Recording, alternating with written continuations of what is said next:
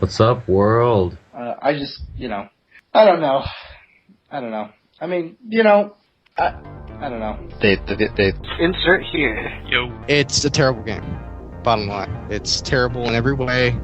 Graphically, it's terrible. Gameplay is terrible. It's just terrible. Angry Nick mad. That game sucked, and it's gonna suck no matter how many revisions they make, and it just sucked even more because they put a Kinect with it. Angry Nick mad. Or if there's violence, I'll just laugh and enjoy the fun. Kaz Hazari. Kaz Harai. They just kind of got tired of Angry Nick on the first one and say, I'm going to pass. Oh, yeah, so I do. It's me. Precisely. No. I No. do all my work. No. And You unfortunately, guys are I so don't. cute. Oh, thank you. I try. I mean, let's face it, Mario and to a lesser extent Zelda is what carries Nintendo at this point. Always be radical. I love you, little podcast. You're the bestest thing ever. For the promise of a new Super Smash Bros. And the Zelda game, yes. You will not find a better story presented in any other game genre, in my personal opinion. Like, JRPGs have that. They have that story. That's what the entire game felt like. Oh my god, I want to bang my head into a wall. It's podcast. Can someone remind me? I thought it was a video game podcast. You're listening to the Game Source Podcast. And we are again live and intruding on the airways out there in time and space. This is Game Source, podcast number 148, and also the NU Herald podcast. We are still broadcasting as far as, well, we're on iTunes on both those stations. We're also on podcast.com, and you can also find it also on YouTube. So I'm here again, Gerald Glassford, ready and willing, ready and able, and I'm here with my good friend and NU graduate, Mr. Josh Peterson. How does it feel, my friend? It feels amazing. It was a long road, but it's satisfying in the end. Indeed it is, and I hopefully will share that someday down the line. And I just, my congratulations out to you. A well-deserved, well-earned by my, as I've said before, the podcast, our dealings together as far as you're concerned have been nothing but top-notch, and I'm looking forward to what we can do together, and then looking also forward to what you're bringing to the table to audiences all over with all your upcoming work from all your different avenues that you're going through. So we just wish you tremendous amount of luck. But that sounds like something that I should say at the end of the podcast. So for now, let's start it off with some divisiveness, because past couple weeks have brought out some media that has, well, fans, critics all over the place as far as their opinions on a couple different media formats. And we'll first touch on the game format, since it's the Game Source podcast.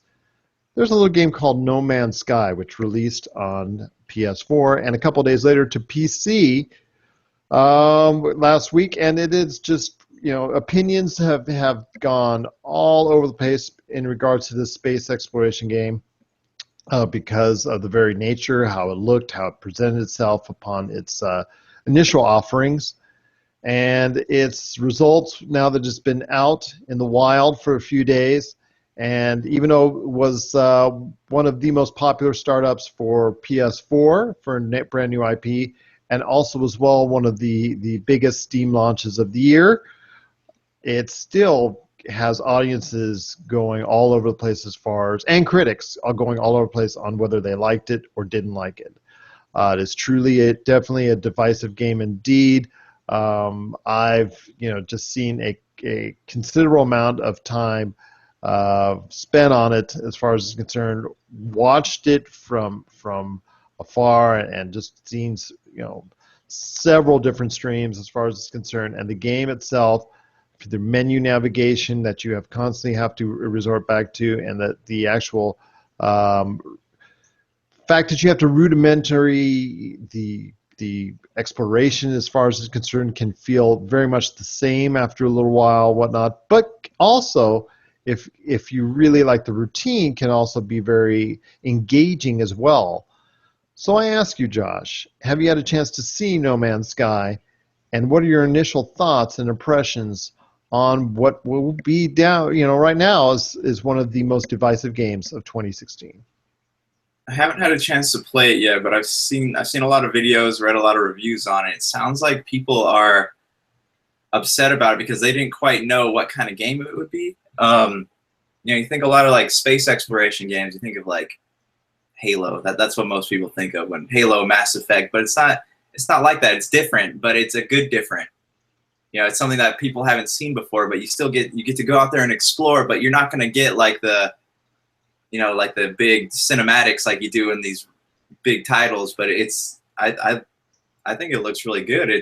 I want to play it. It's tempting me to actually buy it. So, as soon as I get my hands on it, I'll let you know what I think of it. Fair enough. And like I said, I've seen extensive amount. I think there are a lot of people like myself that are were really, really, like you said, that what they presented, what they showed was really interesting. But when the final product came out, it wasn't all that it appeared to be, with the constant, because obviously, you can't have a trailer about its constant going back to menu navigation, which is a necessity in this game. And like you said, there are no cinematic, really, big boss fights or big battle fights when you're fighting off 30 different aliens at one time. It's more of a systematic and categorical, as far as treasure hunt, as far as for minerals and products that you need in order to survive and thrive in the universe. Resource as far as gathering is concerned, buying and selling, that type of deal, in order to get to the center of the universe. Now, for some, this may be just what they've been looking for a long time. But for others, it can seem mundane. So I can see the diametric opposition to each other as far as opinions are concerned. I can clearly see why that is. But like I said, the game itself has been a very good launch, very good success story for the PS4, and something that obviously, kudos to Hello Games for being able to release something that has at least created a lot of interest.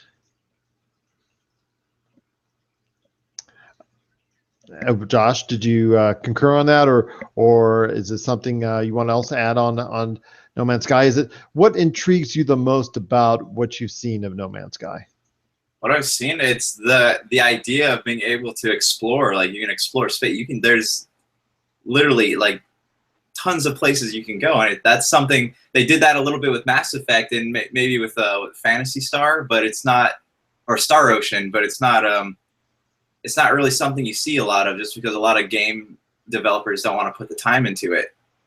And that algorithm that's like they have said, the developer said, the algorithm that creates the mathematical formula which creates the universe and galaxy that you're in, as far as it's concerned, and creates all those planets, creates all those star systems, which was it quadrillion or something, some ungodly number which no one will ever be able to finish in their entire lives from that end. Correct? Correct. So, go ahead. I'm sorry. I was just going to say, I mean, I can see why why people are so divisive over whether or not they like it, but it's, to some people it may be like the best game ever, to others it might be the worst game ever. But I think the developers, for not being like a AAA developer and not having the funds that a regular studio has, I think they created something fantastic. And there are times when it looks really just so intriguing and so enjoyable. I just think there's just there are times as well where it's not balanced as far as it's concerned for some people's taste, as far as the coordination between resources, menu navigation, and actual gameplay. And I think that's what has created such a diverse opinions on the game. So, needless to say, it's still been a big hit for PlayStation 4 and also as well PC. So I probably will get my hands on it too at some point. I'm looking forward to it, going out in space, and hopefully it will be an experience that I won't soon forget. Just like I said as well for you. And speaking of experiences that you won't soon forget, we're going to talk about a little movie that has also created some divisiveness, and that movie is Suicide Squad. No, not Sausage Party. That seems to be a big hit, all around and whatnot. But it is Suicide Squad, which has taken number one in the past 2 weeks, but has created quite an opinion as far as from fans who are all over the place as far as what they do and do not like about the film, to critics who, well, pretty much categorically have not enjoyed the film. And while it started off with a tremendous 100 million plus first week, which DC was definitely hoping for, what they weren't counting on or what they weren't hoping for was a dramatic 67% loss in its second week, which has obviously caused some concern in Warner Brothers. Obviously caused some concern with the DC universe, and also with fans. So I ask you, Josh, you, from seeing your comments, are one of the biggest supporters of the movie because you went to go see it recently and you enjoyed the heck out of it. So tell me your thoughts on Suicide Squad and what really it's all about and why people should go and see it. Well, as someone who's read the comics, I knew what I was getting into when I went to go see it. A lot of people, I feel, the critics, they watch these movies, like especially obscure comics, like especially Suicide Squad. Deadpool got lucky, but Suicide Squad, nobody really knows a lot about Suicide Squad. They know Harley Quinn because that's the Joker's girlfriend, but they don't really know a whole lot about any of the other characters. So I feel like because of that, the critics kind of didn't really understand what it was. I think it was, people need to stop setting the bar so high with these movies. I think that was the problem too with David Ayer, and he didn't know that he was going to have this much pressure on him when he was making the movie. From what I understand, there's like 7 different cuts, and the studio got involved, and they kind of killed what could have been something really, really great. I mean, but if I may, yeah, part of the reason why with casual fans and casual audiences, they are so, they become so interested in these type of products are the trailers, and you've got to admit that initial trailer was something that sparked audiences' fancy and got that buzz rolling. Right, and if you notice, there were some stuff in the trailers that weren't actually in the original film. So, because that was back then when the first trailer came out, they weren't expecting Batman vs Superman to have done as bad as it did. So you still had, David Ayer's original vision was still out there, and that was still what we were going to get. But then all the studio interference happened. I mean, even with the interference, it was still a decent movie. You just got to know what you're getting into. Personally, I mean, let me ask you this: do you think that with all these bad reviews, a lot of these reviews came out before the movie did, so do you think that if Warner Brothers were to stop letting critics view their films before they came out, do you think that would have affected box office numbers? It gets back to No Man's Sky. Remember, they had a day one patch, and any reviews, copies, anybody trying to look at the game and stream the game, review the game, didn't get really a chance to do so because they might have bought it previously by vendors that broke street date. Review copies were not handed out until the last minute, or they weren't able to go ahead and actually play a version of the game that Hello Games wanted them to represent until the actual day it launched. So you see all these reviews coming 3 or 4 days down the line, and people who were really, really excited for the game that didn't care about the reviews, they just went ahead and bought it anyways. So I could see the same thing for Suicide Squad as far as it's concerned, and Warner Brothers, go moving forward when it comes to, the upcoming universe, which will include the, Wonder Woman, which will include obviously Justice League, The Flash, Aquaman. When all those movies come out, I could see Warner Brothers being better off by not showing it to critics, because they have gone out of their way and tried to bend over backwards to prove to critics that the DC universe is headed in the right direction.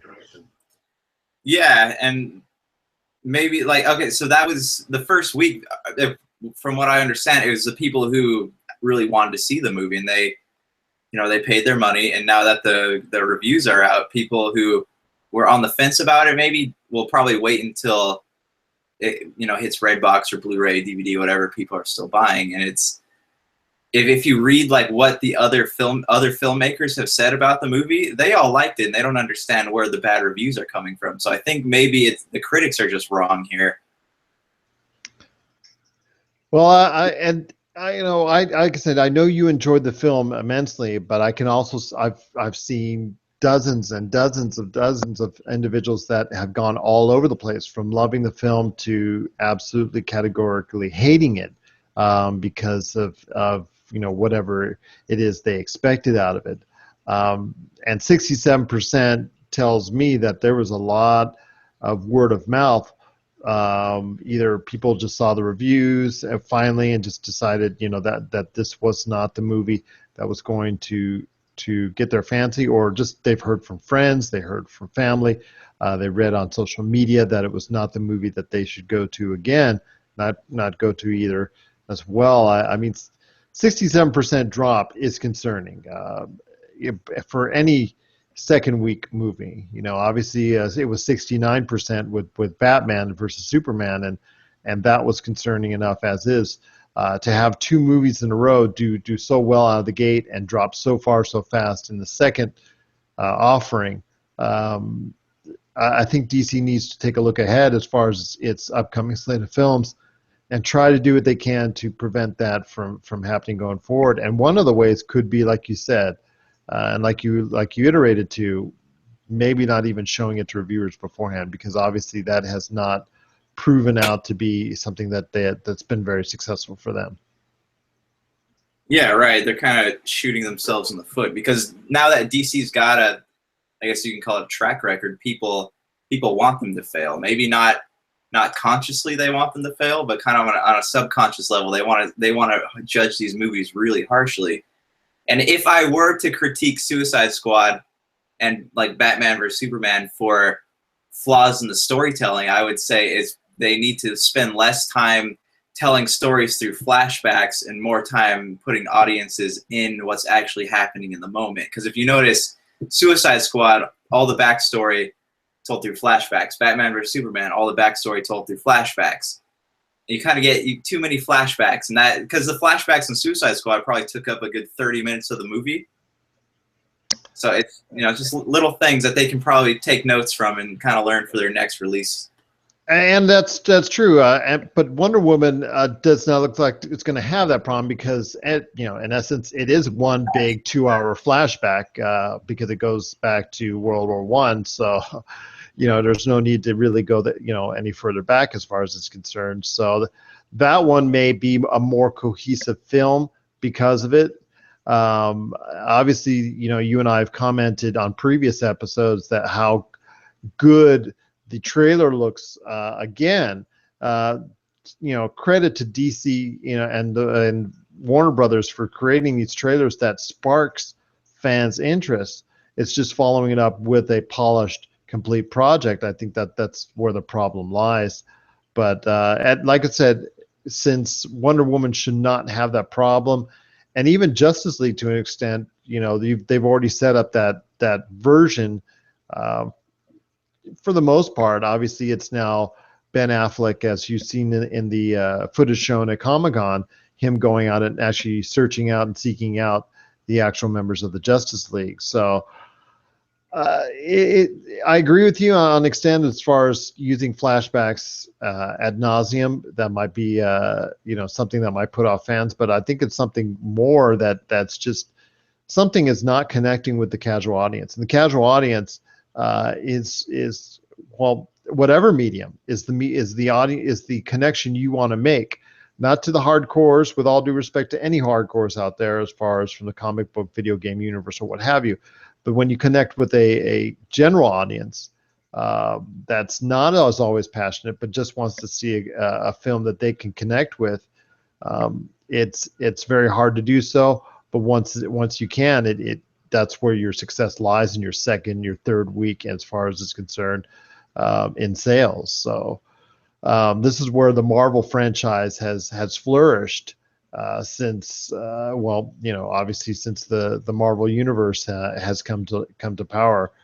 My question to you now, Josh, is: do you see DC making the efforts to try and make a more complete offering in the future as far as what that's concerned? Because they've recently also said that Man of Steel 2 is a go, and that movie was, well, again, had a similar type of reception to both Suicide Squad and also as well Batman versus Superman. So do you see the DC universe and Warner Brothers, obviously the movie company involved, going forward with a better plan and on how to actually strengthen the DC universe?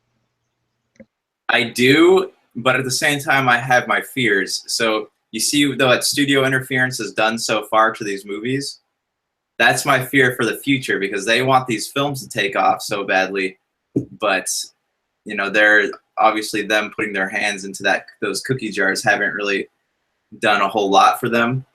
But I mean, I don't know if you saw the director's cut of Batman vs Superman. It's like a completely different film, and I hated it in theaters, loved it on home video. It does make quite a difference. I will agree with you on that, because I did not enjoy it very much in the theaters. I thought it was kind of a mess, and obviously, the fact that they get to go ahead and touch up everything, although it did give it a new rating, which is the reason why it couldn't be shown in theaters, because you want to retain that PG-13 rating and be able to market it to a wider audience. Only Deadpool is really the only superhero movie of its type that's in recent memory that has garnered an R rating that has been able to connect with a larger audience. So it's easy to see why the director's cut is so much better than the actual version that was shown on film. Right. And what it also shows is that maybe they could learn how to shorten these films a little bit, because they've got, I love the director's cuts, but they've got, I think that's another thing. The original vision is so large that they have to cut so much out of it in order to get it into that slot that they want. And that causes a lot of incoherence with the audience.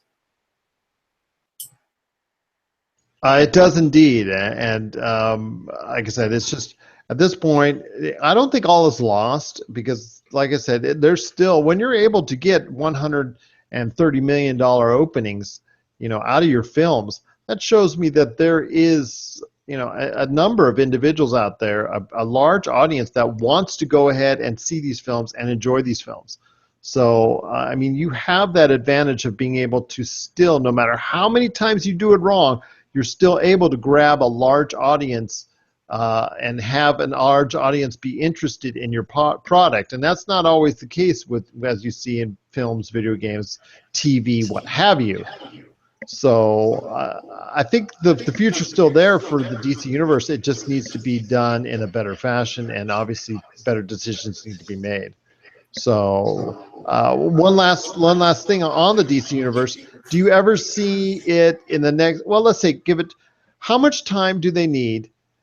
How much time do they need, do you think, that they could be on a level? Let's say you are in charge of the DC universe. Let's say you are in charge of DC, even though you're wearing that Captain America shirt on. How long would it take you to make some rational, common sense decisions in order to put it on a format where it's going up and into the point where it could be somewhat on par in the Marvel universe as far as it's concerned? And do you see that happening at some point in time realistically? Well, I mean, I don't know I know they started filming Justice League, and they started filming, or Wonder Woman's already almost done filming. I think that from that point on, they should take a year and maybe kind of just see what they did wrong, Like, this is what I would do. I'd see what they did wrong, see what people didn't like about it, talk to people who actually read comic books and know, because that's your fan base right there.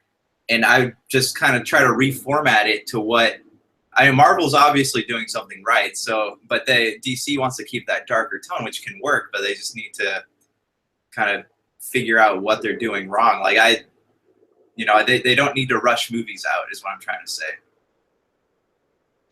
And I agree with you on that as well. I understand that it's sometimes also economically based decisions.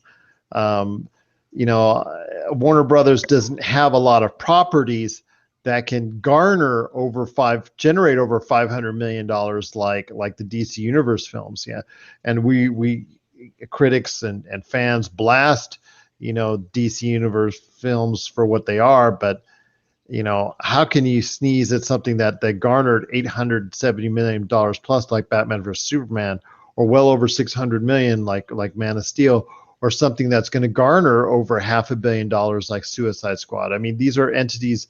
It's not every day that you actually have properties within your own stable that can generate that kind of income.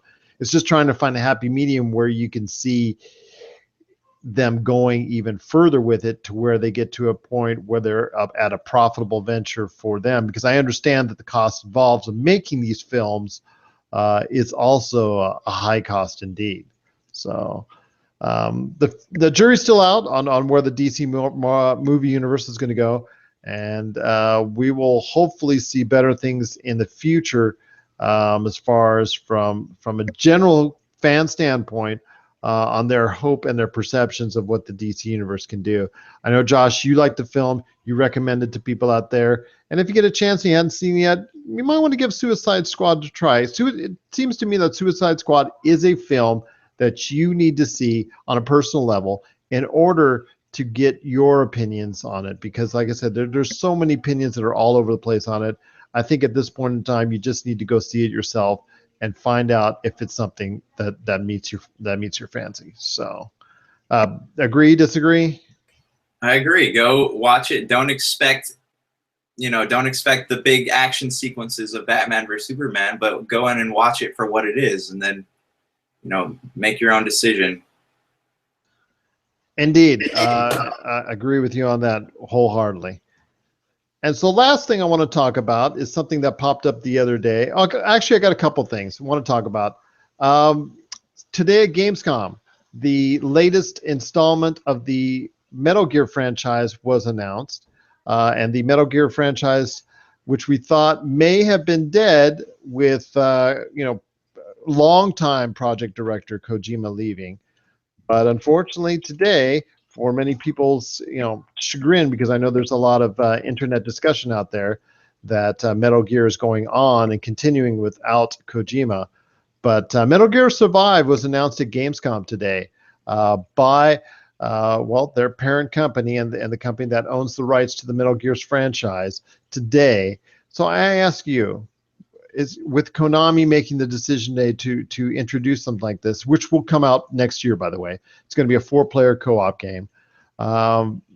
Is this something you're interested in, is this something that you think will ultimately succeed without without having the Kojima stamp on it?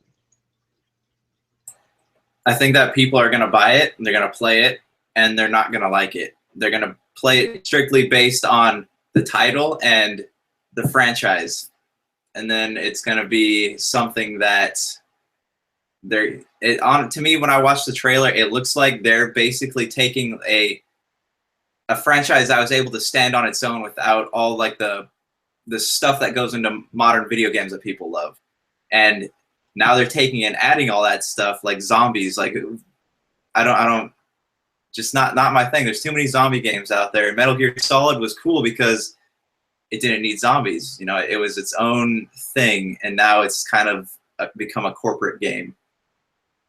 And that's funny because it's all seems to be transitioning more and more, especially with that zombies outlook, to the Resident Evil from Capcom, which is so funny because Resident Evil is transitioning from an action adventure game back to its horror roots. So it's kind of funny how that is all transpiring. what's been shown the past couple of days at Gamescom. But I agree with you. I think a lot of people are going to be interested in it because it says Metal Gear on it, and then once they see that it does not have the hand of Kojima involved in any way, shape, or form on it, they will pass on it very quickly. Indeed. And final thing for today I want to talk about is the rise again of the Xbox One. Never count out the Xbox One, I should say. And as a fellow Xbox One owner, it is good to hear that Xbox One was according to the MPD, was the biggest selling console as far as within the United States last month, the month of July. And that's their first month that they have won and beaten the PlayStation 4 since, I believe, October of last year, if I'm not mistaken. And if that's the case, that's a long time. It's almost good 10 months. And with the Xbox One S that was released this month, including a 2 terabyte version that has completely sold out almost everywhere in the entire world, things will be looking good again, and possibly a repeat for Xbox One is in form. So I ask you this, Josh, as a fellow Xbox One owner, do you feel reinvigorated about owning an Xbox One? And do you see continued good fortune with what titles are coming out as exclusives for the console maker? I do, honestly. I feel Microsoft has kind of learned from their past mistakes, and they took note of what the fans wanted. The hard drive was the biggest thing for me, and now that they fixed that, and they've got a solid line of games coming up, I think they're gonna do really well. They got a lot of success ahead of them. I personally think that the Xbox One S having the 2 terabytes is the key. I understand the Xbox One, it's easy to add an external hard drive. I understand the software adapts to it quickly, and it's people can buy a 3, 4, 5 terabyte hard drive, and that's great, and attach it no problem. But I think for the ease of having it, people just want to have it. They don't want to go out and buy something extra. They don't want to go and buy this. They don't want to go buy that. They just want to buy it and have something that'll have a lot of space and that won't run out anytime soon. So I think that's why the lure is there. I don't think the 4K aspect is as big right now. I think it's going to take a little bit more as far as sales, another strong holiday season worth of 4K sales before that entity really comes into play. But definitely the 2 terabyte, I think, is the issue and the reason why it sold so strongly. Neo's going to be introduced, from all reports next month, and I know so PlayStation 4 and Sony's got something cooking that hopefully will garner a lot of interest as well. But right now, I see Xbox One possibly going on a roll, maybe even through the entire rest of the year, and that'll be a good sign for Xbox owners. Good sign for Microsoft, and a validation that they can still compete in the console race. What are your thoughts? Yeah, correct. I mean, it'll be interesting. The holidays will really tell what happens. Because all the high-profile games, with the exception of The Last Guardian, are all cross-console. So it's coming out for Xbox, PlayStation. So this holiday season will really be the tiebreaker, I guess you can call it. See what console sells the most games, sells the most consoles. But then again, last holiday season, the Xbox owners had a bigger premium of exclusive games to choose from than PlayStation 4. Yet PlayStation 4 won out. Like I said, after that October win by Xbox, it was PlayStation 4 dominance for 10 straight months. So what can Xbox One do in order to keep that momentum going and be more competitive as far as from a sales standpoint? They could. How much is the Xbox S right now? Starts, I believe, at $299, then goes $350, and then the Xbox 2 terabyte. Correct me if I'm wrong. If you're still able to buy it on the planet, is $399. Okay, so I mean, bundles work. They've really exclusive content is what people want. That's what drives people to buy consoles, in my opinion. Like a lot of Call of Duty players will buy a PlayStation because Sony gets all their content exclusive stuff before everybody else does, and that's what people want. So I mean, I don't know the science behind what sells consoles, but if I were to buy one, that would be a motivating factor.